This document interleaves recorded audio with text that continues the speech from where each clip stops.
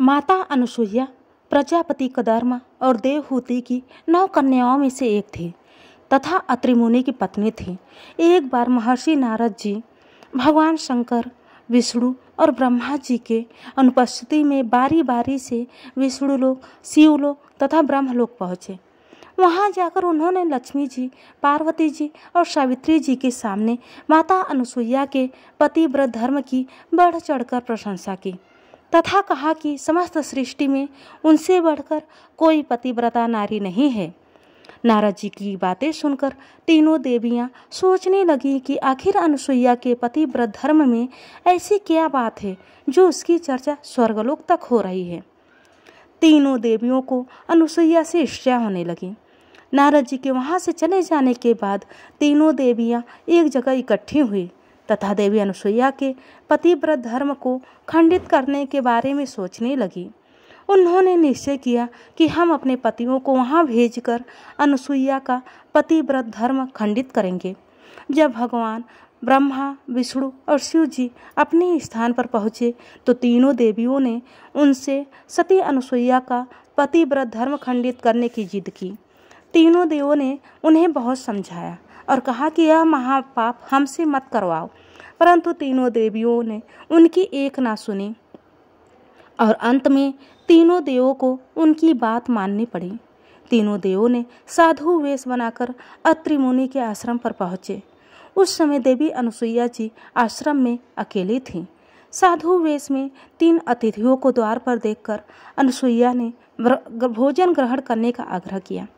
तीनों साधुओं ने कहा कि हे देवी, हम आपका भोजन अवश्य ग्रहण करेंगे, परंतु हमारी एक शर्त है कि आपको निर्वस्त्र होकर भोजन कराना पड़ेगा। देवी अनुसुईया आश्चर्य में पड़ गई।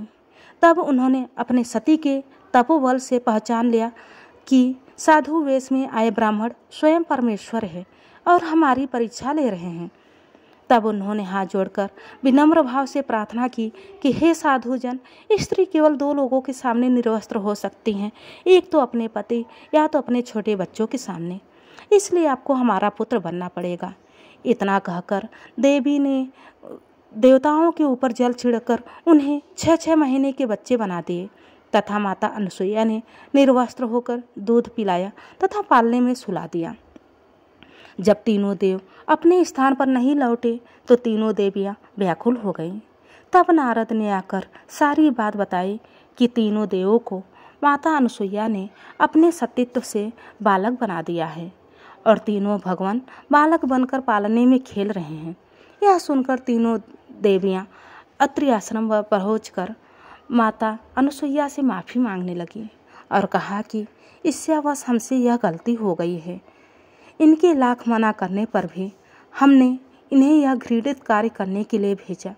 कृपया आप हमें क्षमा कर दें और इन्हें हमें सौंप दीजिए।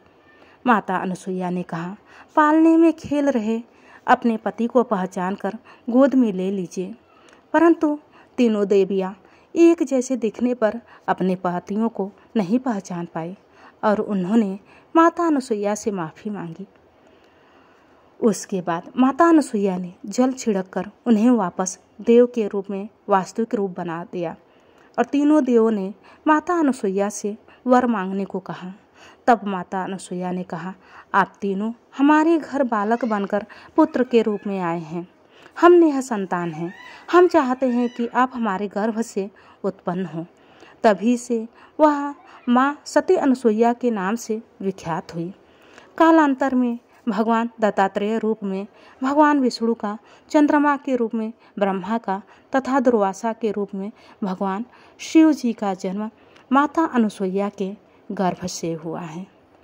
धन्यवाद दोस्तों। वीडियो अच्छा लगा हो तो वीडियो को लाइक और शेयर करना ना भूलें। जय माता दी।